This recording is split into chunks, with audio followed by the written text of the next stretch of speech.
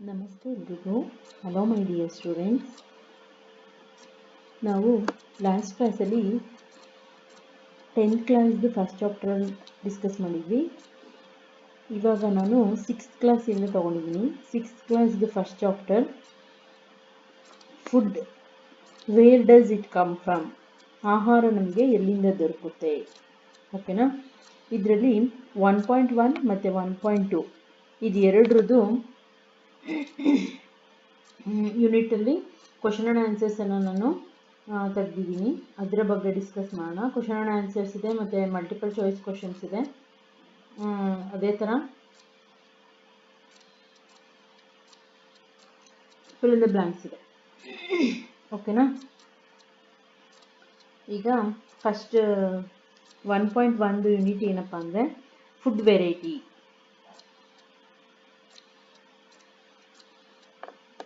Food variety ಅಂತ ಕರಿತೀವಿ.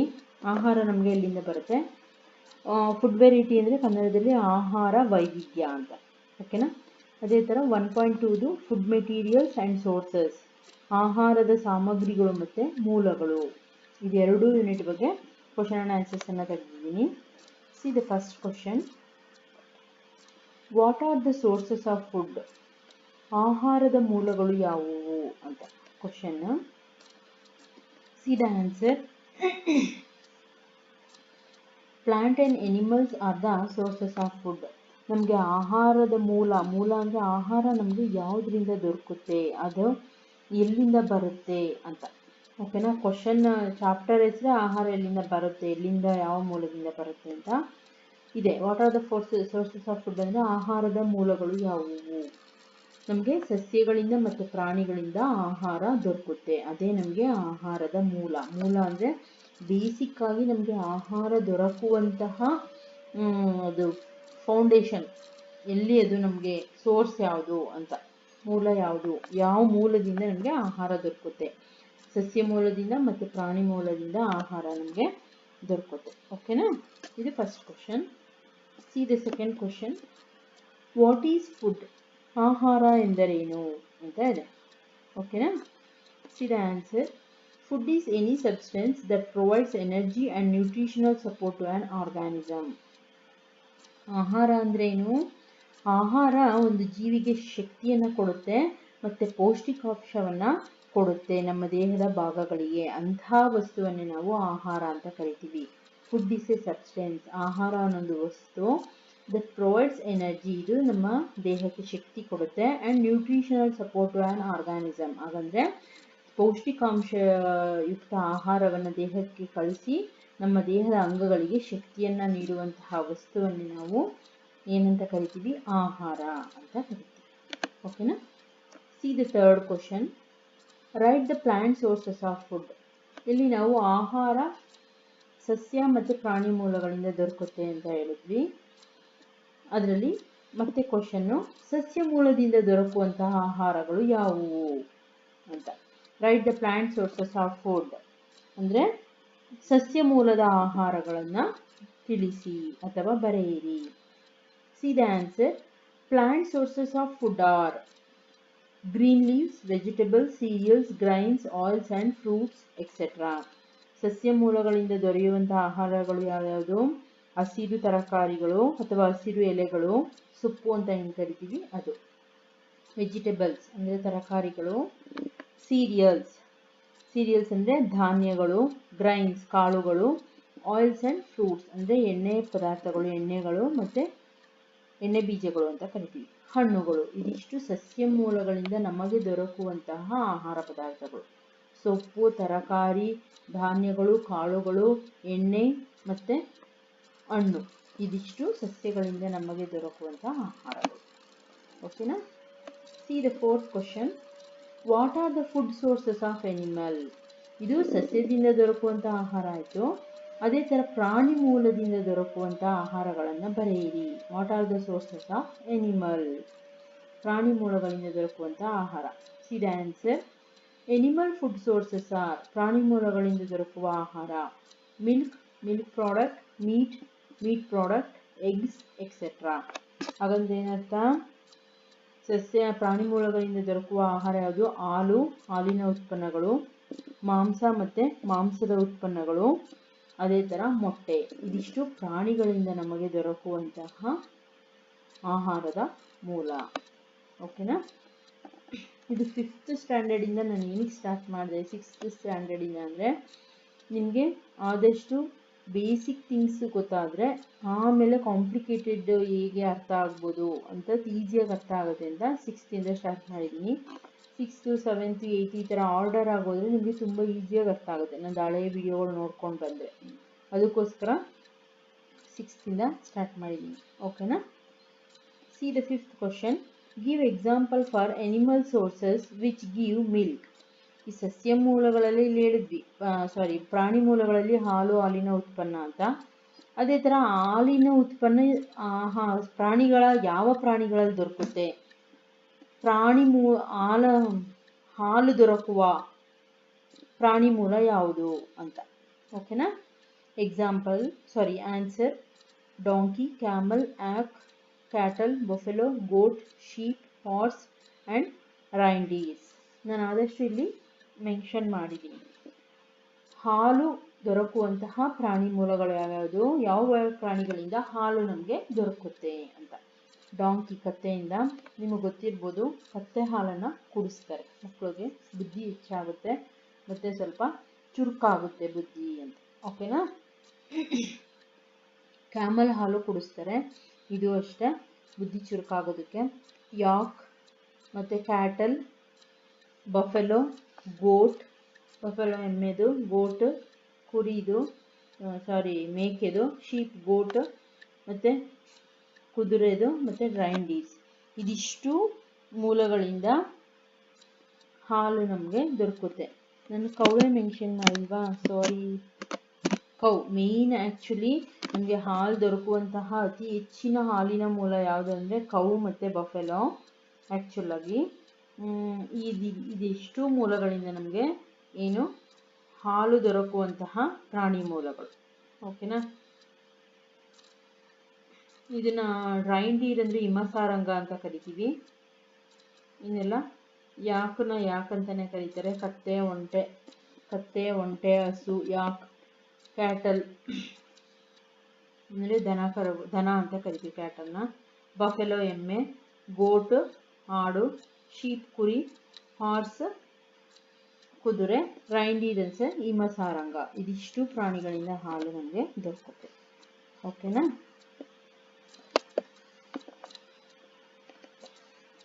See the next question. 6th question. Give some example for food items and their ingredients. ಇಲ್ಲಿ ಆಹಾರ ಅಂತ ಬಂತು. ಆಹಾರದಲ್ಲಿ ಪ್ರಾಣಿ ಮೂಲಗಳಿಂದ ಮತ್ತು ಸಸ್ಯ ಮೂಲಗಳಿಂದ ಆಹಾರ ದೊರಕುತ್ತೆ ಅಂತಲೂ ಗೊತ್ತಾಯಿತು. ಅದರಲ್ಲಿ ಆಹಾರ ಮತ್ತು ಅದು ದೊರಕುವಂತಹ ವಸ್ತುಗಳು ಯಾವ್ಯಾವುದು ಅಂತ. ಓಕೆನಾ? ಅದನ್ನು ನೋಡೋಣ. ಅದರಲ್ಲಿ ಫುಡ್ ಐಟಮ್ಸ್ ಆ್ಯಂಡ್ ದೇರ್ ಆಹಾರದ ವಸ್ತುಗಳು ಮತ್ತು ಇಂಗ್ರೀಡಿಯೆಂಟ್ಸ್ ಅಂದರೆ ಪದಾರ್ಥಗಳು. ಈ ಟೇಬಲನ್ನು ಒಂದು ಎಕ್ಸಾಂಪಲ್ ಆಗಿ ಕೊಟ್ಟಿದ್ದಾರೆ ಟೆಕ್ಸ್ಟ್ ಬುಕ್ಕಲ್ಲಿ, ಅದನ್ನು ಡಿಸ್ಕಸ್ ಮಾಡೋಣ.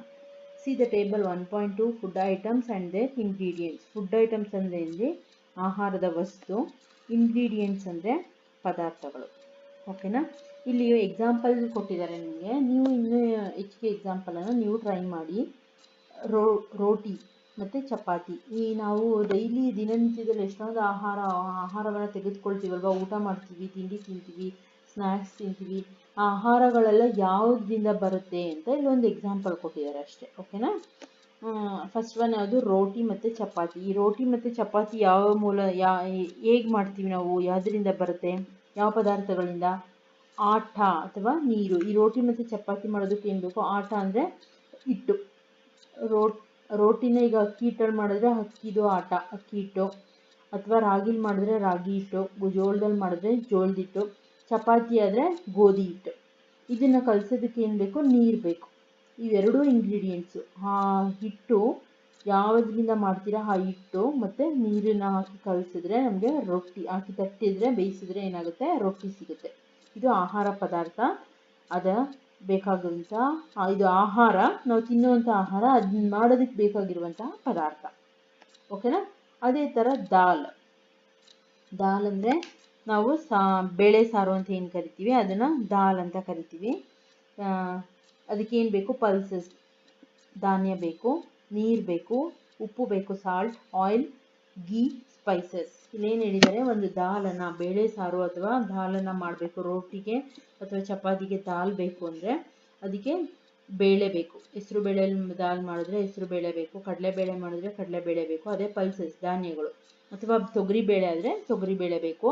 ಅದನ್ನು ಬೇಯಿಸೋದಕ್ಕೆ ನೀರು ಬೇಕು, ಅದಕ್ಕೆ ಉಪ್ಪು ಬೇಕು, ಮತ್ತು ಒಗ್ಗರಣೆಗೆ ಇದಿಷ್ಟು ಹಾಕಿ ನೀರು, ಉಪ್ಪು, ಪಲ್ಸಸನ್ನು ಹಾಕಿ ಬೇಯಿಸಿದ್ಮೇಲೆ ಅದನ್ನು ಒಗ್ಗರಣೆ ಮಾಡೋದಕ್ಕೆ ಎಣ್ಣೆ ಬೇಕು. ಮತ್ತು ಅಥವಾ ಎಣ್ಣೆ ಅಥವಾ ತುಪ್ಪದಲ್ಲಿ ಒಗ್ಗರಣೆ ಮಾಡಿದ್ರೆ ಸ್ಪೈಸಸ್ ಅಂದರೆ ಒಗ್ಗರಣೆಗೆ ಸಾಸಿವೆ ಹಾಕ್ತೀವಿ, ಮೆಣಸಿನ್ಕಾಯಿ ಹಾಕ್ತೀವಿ, ಕರ್ಬೇವಿನ ಸೊಪ್ಪು ಹಾಕ್ತೀವಿ. ಇದೆಲ್ಲ ಸ್ಪೈಸಸ್. ಇದೆಲ್ಲ ಹಾಕಿ ನಾವು ದಾಲನ್ನು ತಯಾರಿಸ್ತೀವಿ, ಸಾಂಬಾರನ್ನು, ಬೇಳೆಕಟ್ಟನ್ನು. ಇಲ್ಲಿ ನಾವು ತಿನ್ನುವಂಥ ಆಹಾರ ಇದು. ಆ ಆಹಾರವನ್ನು ಯಾವ್ಯಾವ ವಸ್ತುಗಳನ್ನು ಉಪಯೋಗಿಸಿ ನಾವು ತಯಾರಿಸ್ತೀವಿ ಅನ್ನೋದಕ್ಕೆ ಇಂಗ್ರೀಡಿಯೆಂಟ್ಸ್, ಪದಾರ್ಥಗಳು. ಅದೇ ಥರ ಇಲ್ಲಿ ಬಾಕ್ಸ್ ಕೊಟ್ಟಿದ್ದಾರೆ, ನೀವು ಟ್ರೈ ಮಾಡಿ. ಇನ್ನು 2-3 ಎಕ್ಸಾಂಪಲ್ಸನ್ನು, ಈಗ ಉಪ್ಮಾ ತಯಾರಿಸ್ಬೇಕು, ನೀವು ಉಪ್ಪಿಟ್ಟನ್ನು ತಯಾರಿಸ್ಬೇಕು ಅಂದರೆ ಇಲ್ಲಿ ಉಪ್ಮಾ ಅಂತ ಬರ್ಕೊಳ್ಳಿ, ಉಪ್ಪಿಟ್ಟು ಅಂತ ಹಾಕೊಳ್ಳಿ. ಉಪ್ಮಾಗೆ ಏನೇನು ಬೇಕು? ಉಪ್ಮಾ ಮಾಡೋದಕ್ಕೆ ವೆಜಿಟೇಬಲ್ಸ್ ಬೇಕು, ಮತ್ತು ರವೆ ಬೇಕು, ಅದೇ ಥರ ವಾಟರ್ ಬೇಕು, ಅದೇ ಥರ ಸೇಮ್ ಆಯಿಲು, ಗೀ, ಸ್ಪೈಸಸ್ ಇದಿಷ್ಟು ಬೇಕಾಗುತ್ತಲ್ವಾ. ಆನಿಯನ್ ಬೇಕು, ವೆಜಿಟೇಬಲ್ಸ್ ಎಲ್ಲ ಬರುತ್ತೆ. ಇದಿಷ್ಟೆಲ್ಲ ಸೇರಿಸಿ ಉಪ್ಮಾ ಆಗುತ್ತೆ. ಈ ರೀತಿ ನೀವೇನೇನು ಡೈಲಿ ದಿನನಿತ್ಯದಲ್ಲಿ ಏನೇನು ಊಟ ಮಾಡ್ತೀರಾ, ಈಗ ಚಪಾತಿ ತಿಂತೀರಾ, ರೊಟ್ಟಿ ತಿಂತೀರಾ, ದೋಸೆಗೆ ಏನು ಬೇಕು ಅದನ್ನು ಎಕ್ಸಾಂಪಲ್ ಕೊಟ್ಟು ಬರಿಬೋದು ನೀವು. ಅಥವಾ ಚಿತ್ರಾನ್ನ, ಪುಳಿಯೋಗರೆ, ಇದೆಲ್ಲನ ನೀವು ಆಹಾರದ ಅಂಶಕ್ಕೆ ಹಾಕಿ ಅದಕ್ಕೆ ಬೇಕಾಗಿರೋ ವಸ್ತುಗಳನ್ನು ನೀವು ಮೆನ್ಷನ್ ಮಾಡ್ಬೋದು. ಓಕೆನಾ. ನೀವು ಟ್ರೈ ಮಾಡಿ ಇದನ್ನು. C the next question, 7th question. Write the ingredients used to prepare food items and their sources. ಇಲ್ಲೇನು ಹೇಳಿದ್ದಾರೆ? ನೀವು ಯಾವುದಾದ್ರು ಒಂದು ಆಹಾರವನ್ನು ತಯಾರಿಸಬೇಕಂದ್ರೆ ಅದಕ್ಕೆ ಬೇಕಾಗಿರುವಂತಹ ಪದಾರ್ಥಗಳು, ಅದಕ್ಕೆ ಬೇಕಾಗಿರುವಂತಹ ಆಹಾರದ ಪದಾರ್ಥಗಳು ಮತ್ತು ಮೂಲ ಯಾವುದು ಅದನ್ನು ನೀವು ಬರೆಯಿರಿ ಅಂತ ಕೇಳಿದ್ದಾರೆ. ಓಕೆನಾ. ಆಹಾರ ಪದಾರ್ಥಗಳು, ಅವುಗಳನ್ನು ತಯಾರಿಸೋದಕ್ಕೆ ಬೇಕಾಗಿರುವಂಥ ಅದರ ಮೂಲ ಯಾವುದು ಅಂತ ಬರಿಬೇಕು. ಓಕೆನಾ. ಇದೊಂದು ಟೇಬಲ್ ಕೊಟ್ಟಿದ್ದಾರೆ, ಅದನ್ನು ನೋಡೋಣ. ಓಕೆನಾ. See the table. ಇದು ಟೆಕ್ಸ್ಟ್ ಬುಕ್ಕಲ್ಲಿದೆ. Table 1.3 ingredients used to prepare food items and their sources. ಈ ಆಹಾರ ತಯಾರಿಸೋದಕ್ಕೆ ಬೇಕಾಗಿರುವಂಥ ಪದಾರ್ಥ ಮತ್ತು ಅದು ಯಾವ ಮೂಲದಿಂದ ಬಂದಿದೆ ಅಂತ. ಓಕೆನಾ. ಫಸ್ಟ್ ನೋಡಿ, ಇಡ್ಲಿಯನ್ನು ತಯಾರಿಸೋದಕ್ಕೆ ಏನೇನು ಬೇಕಾಗುತ್ತೆ ಪದಾರ್ಥಗಳು? ರೈಸ್ ಬೇಕು ಅಂದರೆ ಅಕ್ಕಿ, ಉರದ್ ದಾಲ್ ಅಂದರೆ ಉದ್ದಿನ ಕಾಳು, ಸಾಲ್ಟ್ ಉಪ್ಪು, ವಾಟರ್. ನಾವೇನು ಮಾಡ್ತೀವಿ? ಇಡ್ಲಿಯನ್ನು ಮಾಡಬೇಕು ಅಂದರೆ ಅಕ್ಕಿ, ಉದ್ದಿನ ಕಾಳನ್ನು ನೆನೆಸ್ತೀವಿ, ಆಮೇಲೆ ಇದೆರಡನ್ನು ಗ್ರೈಂಡ್ ಮಾಡಿ ಅದಕ್ಕೆ ಉಪ್ಪು ಮತ್ತು ನೀರನ್ನು ಹಾಕ್ತೀವಿ. ಇದಿಷ್ಟು ಪದಾರ್ಥಗಳು ಇಡ್ಲಿಯನ್ನು ತಯಾರಿಸೋದಕ್ಕೆ ಬೇಕು. ಇದು ಯಾವುದರ ಮೂಲ? ಇಲ್ಲಿ ಬರಿಬೇಕು. ರೈಸ್, ಅಕ್ಕಿ, ಸಸ್ಯದಿಂದ ಬಂದಿರೋದು, ಪ್ಲ್ಯಾಂಟ್. ಉರದ್ ದಾಲ್, ಇದು ಅಷ್ಟೇ ಸಸ್ಯದಿಂದ ಬಂದಿರೋದು. ಇದನ್ನು ನೀವು ಇಲ್ಲಿ ಮೆನ್ಷನ್ ಮಾಡಬೇಕು. ಸಾಲ್ಟ್, ಉಪ್ಪು, ಇದು ಸಿ ವಾಟರ್ ಅಂತ ಬರಿಬೇಕಾಗುತ್ತೆ ನೀವು. ಓಕೆನಾ. ಉಪ್ಪು ಸಿ ವಾಟರಿಂದ, ಸಮುದ್ರದಿಂದ ಬಂದಿರೋದಲ್ವ, ಸಮುದ್ರದ ನೀರಿಂದ. ಮತ್ತು ವಾಟರ್, ಇದು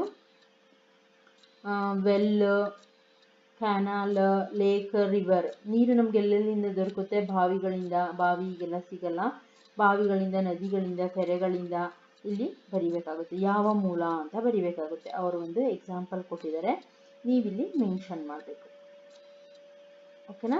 ಅರ್ಥ ಆಯ್ತಾ ಇದು? C the second. Chicken curry, ಒಂದು ವೆಜಿಟೇರಿಯನ್ ಇಡ್ಲಿ ಕೊಟ್ಟಿದ್ದಾರೆ, ನೀವಿಲ್ಲಿ ಮೆನ್ಷನ್ ಮಾಡಬೇಕು. ಇಲ್ಲಿ ಗ್ಯಾಪ್ ಬಿಟ್ಟಿದ್ದಾರೆ, ಇದನ್ನು ನೀವೇ ಫಿಲ್ ಮಾಡಬೇಕು. ಆ್ಯಕ್ಚುಲಿ ನಾನು ಹೇಳಿದ್ದೀನಲ್ಲ, ಈ ಅಕ್ಕಿ ಸಸ್ಯ ಮೂಲ, ಉರದ್ದಾಳು ಸಸ್ಯದ ಮೂಲ, ಉಪ್ಪು ಏನು? ಸಮುದ್ರದ ನೀರು. ನೀರು ಎಲ್ಲಿಂದ ಬರುತ್ತೆ? ನದಿ, ಕೆರೆ, ಬಾವಿ ಇಲ್ಲಿಂದ ಬರುತ್ತೆ. ಅದೇ ಥರ C the second. Chicken curry ಅಂತಿದೆ. ಚಿಕನ್ ಯಾವುದರಿಂದ ಬರೋದು? ಆ್ಯನಿಮಲ್, ಪ್ರಾಣಿಯಿಂದ, ಹೌದಲ್ವಾ? ಕೋಳಿ, ಚಿಕ್ಸ್ ಆ್ಯನಿಮಲ್, ಪ್ರಾಣಿಯ ಮೂಲದಿಂದ. ಅದೇ ಥರ ಸ್ಪೈಸಸ್, ಅದಕ್ಕೆ ಬೇಕಾಗಿರುವಂತಹ ಮಸಾಲೆ ಪದಾರ್ಥಗಳು ಏನೇನು ಹಾಕ್ತೀವಿ ಅದನ್ನು ಬರಿಬೇಕಿಲ್ಲಿ. ಸ್ಪೈಸಸ್ಸು ಯಾವುದ್ರ ಮೂಲ? ಇದೆಲ್ಲ ಸಸ್ಯ ಮೂಲದಿಂದ ಬರೋದು. ಇಲ್ಲಿ ಪ್ಲ್ಯಾಂಟ್ ಅಂತ ಬರಿಬೇಕಾಗುತ್ತೆ. ಸ್ಪೈಸಸ್ ಎಲ್ಲ ನಮಗೆ ದೊರಕೋದು. ಈಗ ಸಾಸಿವೆ ಇರ್ಬೋದು, ಚಕ್ಕೆ ಇರ್ಬೋದು, ಲವಂಗ ಇರ್ಬೋದು, ಅಥವಾ ಕರ್ರಿ ಲೀವ್ಸ್ ಇರ್ಬೋದು, ಅಂದರೆ ಕರಿಬೇವು, ಮೆಣಸಿನಕಾಯಿ, ಇದೆಲ್ಲ ಸ್ಪೈಸಸ್ಗೆ ಬರುತ್ತೆ, ಮಸಾಲೆ ಪದಾರ್ಥಗಳು ಅದೆಲ್ಲ ಹಾಕ್ತೀವಲ್ವ ನಾವು, ಅದಕ್ಕೆ ಇಲ್ಲಿ ಸ್ಪೈಸಸ್ಸು ಸಸ್ಯ ಮೂಲ ಪ್ಲಾಂಟ್ಸ್ ಅಂತ ಬರಿಬೇಕಾಗುತ್ತೆ. ಆಯಿಲು ಮತ್ತು ಗೀ ಇದು ಪ್ಲಾಂಟ್ ಮತ್ತು ಸಸ್ಯ ಮೂಲ. ಇಲ್ಲಿ ಆಯಿಲ್ ಅನ್ನೋದು ಸಸ್ಯ ಮೂಲ, ಅಂದರೆ ಕಡಲೆಕಾಯಿ ಎಣ್ಣೆ, ಸಾಸಿವೆ ಎಣ್ಣೆ, ಸೂರ್ಯಕಾಂತಿ ಎಣ್ಣೆ, ಸನ್ಫ್ಲವರ್ ಆಯಿಲ್ ಅಂತ ಏನು ಕರಿತೀವಿ ಈಗ, sunflower oil, mustard oil, sesame oil, ಇದೆಲ್ಲ ಆಯಿಲೆಲ್ಲ ಸಸ್ಯ ಮೂಲದಿಂದ ಬರುತ್ತೆ. ಗೀ ತುಪ್ಪ ನಮಗೆ ಯಾವುದರಿಂದ ಬರುತ್ತೆ, ಅನಿಮಲ್ ಅಂದರೆ ಕವ್ವಿಂದ ಅಲ್ವಾ, ಹಾಲಿನಿಂದ ಬೆಣ್ಣೆ ತೆಗೆದು ಅದರಿಂದ ತುಪ್ಪ ಮಾಡ್ತೀವಲ್ವ, ಅದಕ್ಕೆ ಗೀ ಅನಿಮಲ್ಸ್, ಪ್ರಾಣಿ ಮೂಲದಿಂದ ಬರೋದು. ಅದೇ ಥರ ವಾಟರ್, ನಾನು ಆಗಲೇ ಹೇಳಿದೆ ವಾಟರ್ ಯಾವುದ್ರ ಮೂಲ ಇಲ್ಲಿ ಬರಿಬೇಕು ನೀವು, ಕೆನಾಲು, ರಿವರು, ಲೇಕ್, ವೆಲ್ ಇದೆಲ್ಲ ಬರಿಬೇಕಾಗುತ್ತೆ. ಬಾವಿ, ಕೆರೆ, ತೊರೆ, ಕಾಲುವೆಗಳು ಇದೆಲ್ಲ ಏನು ನೀರಿನ ಮೂಲಗಳು. ಅದೇ ಥರ ಲಾಸ್ಟ್ ನೋಡಿ ಕೀರ್ ಅಂದರೆ ಪಾಯಸ. ಓಕೆನಾ, ಪಾಯಸ ಮಾಡೋದಕ್ಕೆ ಏನೇನು ಆಹಾರ ಪದಾರ್ಥಗಳು ಬೇಕು ಅಂತ, ಹಾಲು ಬೇಕು, ರೈಸ್ ಬೇಕು, ಶುಗರ್ ಬೇಕು. ಇಲ್ಲಿ ನೀವು ಚೇಂಜ್ ಮಾಡ್ಕೋಬೋದು, ಹಾಲು ಬೇಕೇ ಬೇಕಾಗುತ್ತೆ ಪಾಯಸ ಮಾಡೋದಕ್ಕೆ. ಇಲ್ಲಿ ರೈಸ್ ಬದಲು ರವೆ ಬೇಕಾದರೂ ಹಾಕೋಬೋದು, ಅಥವಾ ಶಾವಿಗೆ ಬೇಕಾದರೂ ಹಾಕೋಬೋದು. ರವೆ ಪಾಯಸ, ಶಾವಿಗೆ ಪಾಯಸ, ಇದು ರೈಸ್ ಅಂದರೆ ಅಕ್ಕಿ ಪಾಯಸ ಹೇಳಿದ್ದಾರೆ. ಮತ್ತು ಶುಗರ್ ಕಾಮನ್, ಮಿಲ್ಕು ಶುಗರ್ ಕಾಮನು, ಇಲ್ಲಿ ನೀವು ಚೇಂಜ್ ಮಾಡ್ಕೋಬೋದು. ಇಲ್ಲಿ ನೋಡಿ, ಹಾಲು ಯಾವುದರಿಂದ ಬರುತ್ತೆ, ಯಾವ ಮೂಲದಿಂದ, ಪ್ರಾಣಿ ಮೂಲ, ಹಸುವಿನಿಂದ, ಎಮ್ಮೆಯಿಂದ, ಮತ್ತು ಕ್ಯಾಮಲ್, ಆದರೆ ಜಾಸ್ತಿ ಹಸುದೇ ಬಳಸೋದು, ಅದಕ್ಕೆ ಎನಿಮಲ್ ಅಂತ. ಯಾವ ಮೂಲದಿಂದ, ಹಸು ಅಂತ ಬರೆಯೋಕ್ಕಾಗಲ್ಲ, ಯಾವ ಮೂಲ ಅಷ್ಟೇ ಕೇಳಿರೋದು, ಪ್ಲ್ಯಾಂಟಾ ಅಥವಾ ಎನಿಮಲ್ಲ. ಸೊ ನೀವು ಎನಿಮಲ್ ಅಂತ ಬರಿಬೇಕಾಗುತ್ತೆ. ರೈಸ್ ಪ್ಲ್ಯಾಂಟ್ ಅಂದರೆ ಅಕ್ಕಿ ನಮಗೆ ಸಸ್ಯದಿಂದ ದೊರಕುತ್ತೆ. ಅದೇ ಥರ ಶುಗರ್ ಯಾವುದರಿಂದ ಬರೋದು, ಶುಗರ್ ಕೇನಿಂದ ಅಲ್ವಾ, ಸಕ್ಕರೆ ನಮಗೆ ಕಬ್ಬಿನಿಂದ ಬರೋದು, ಇದಕ್ಕೆ ನೀವು ಪ್ಲ್ಯಾಂಟ್ ಅಂತ ಬರಿಬೇಕಾಗುತ್ತೆ. ಓಕೆನಾ, ಈ ರೀತಿಯಲ್ಲಿ ಅವರು 3 ಎಕ್ಸಾಂಪಲ್ಸನ್ನು ಕೊಟ್ಟಿದ್ದಾರೆ. ನೀವು ಸಹ ಏನು ಮಾಡಿ, ಈ ಎಕ್ಸಾಂಪಲ್ಸ್ ಇನ್ನೂ ಎಷ್ಟೊಂದು ಎಕ್ಸಾಂಪಲ್ಸ್ನ ನೀವು ಸಹ ಇಲ್ಲಿ ಮಾಡಿಕೊಂಡು ಅದಕ್ಕೆ ಟ್ರೈ ಮಾಡ್ಬೋದು. ಓಕೆನಾ, ನಾನು ಇಲ್ಲಿ ನಿಮಗೆ ಒಂದೆರಡು ಹೋಮ್ವರ್ಕ್ ಥರ ಕೊಡ್ತೀನಿ. ಓಕೆನಾ, ನೀವೇ ಒಂದೆರಡು ಟ್ರೈ ಮಾಡಿ.